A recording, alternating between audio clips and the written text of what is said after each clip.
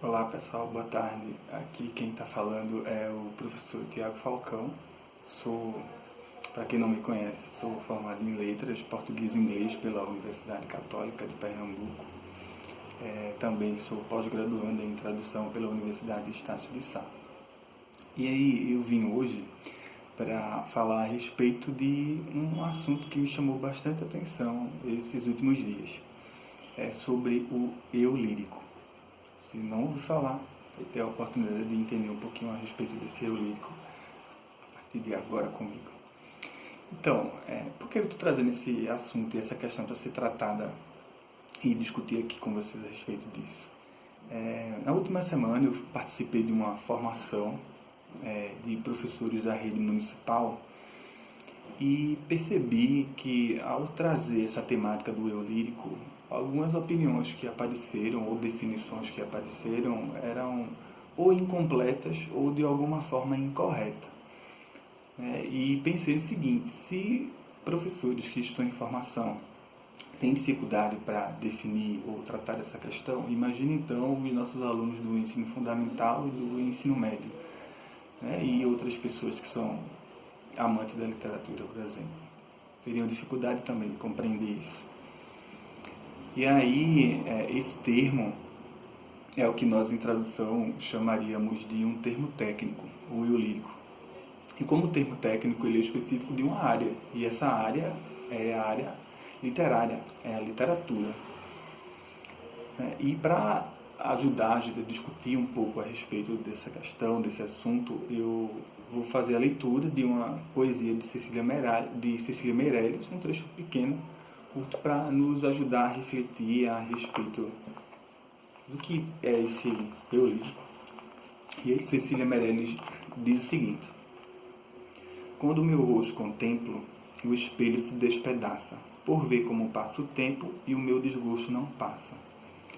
Quando ela diz aqui, quando o meu rosto contemplo, será que Cecília está falando apenas de si mesma?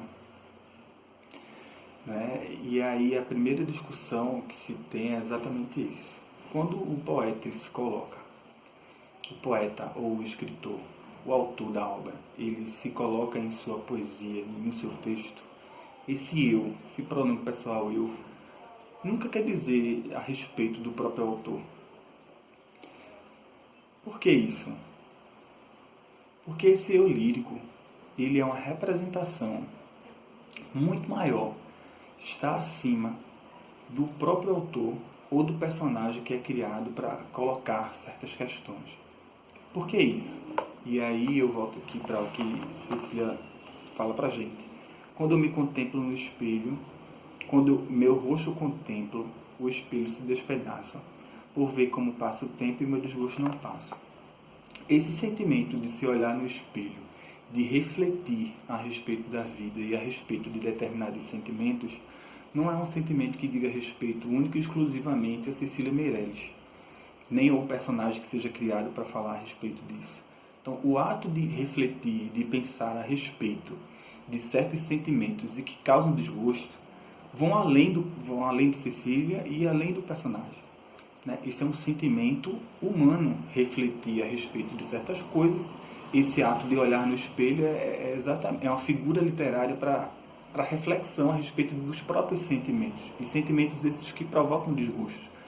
Então, esse desgosto que é provocado pela essa reflexão é universal, não diz respeito único e exclusivamente a determinados personagens criados. E mesmo quando ela diz eu, quando ela fala eu, ou quando ela se coloca da maneira como se fosse a própria Cecília falando, então esse sentimento é um sentimento universal.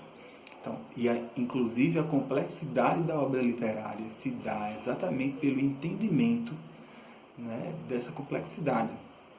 Nenhuma obra literária é feita, é construída por um autor, por um escritor, para desabafo.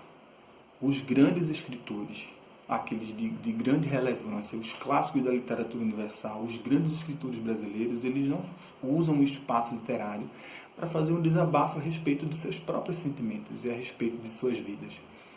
Muito embora, algumas vezes, por questões biográficas, autobiográficas, esses sentimentos estejam expressos lá. Mas mesmo esses sentimentos, quando são colocados lá, é no sentido de eu tenho um sentimento que não é apenas meu, é um sentimento que é da minha comunidade, é um sentimento que é do meu país, é um sentimento que é universal, que ultrapassa as barreiras, as fronteiras dos países, né, para ganhar essa universalidade, essa grandeza. Então, discutir sentimentos a respeito de certas questões humanas é muito maior do que colocar e apenas colocar por questões biográficas, né, se colocar nessa poesia ou nessa literatura dessa maneira. Então, o eu lírico nada mais é do que uma representação de sentimentos e de valores que são universais. Então, quando o autor se coloca nesse espaço literário como se fosse ele falando, não é o autor. Ele está usando uma figura que tem uma representação muito maior do que ele. Né? É a universalidade desse sentimento.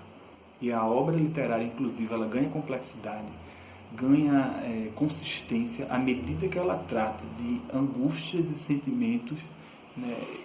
E provoca certas reflexões de sentimentos que são universais. Então, o livro que é feito aqui no Brasil pode provocar e a pessoa que esteja lá na Índia, no outro lado do mundo, né, ler e se identificar com aquela obra literária. Porque a obra literária não está falando apenas de uma coisa banal, de um sentimento que está sendo acometido uma pessoa ou um personagem especificamente daquele país. É um sentimento que é humano, que é o da humanidade. Então a gente discute a respeito dessa universalidade dos sentimentos, né, e da problemática humana. Então a obra literária traz como, né, grande viés, grande norte, a reflexão a respeito dos grandes problemas humanos. Agora, isso dentro de um fazer criativo, dentro de um fazer poético. Espero ter ajudado um pouco nessa reflexão e até o próximo encontro, então.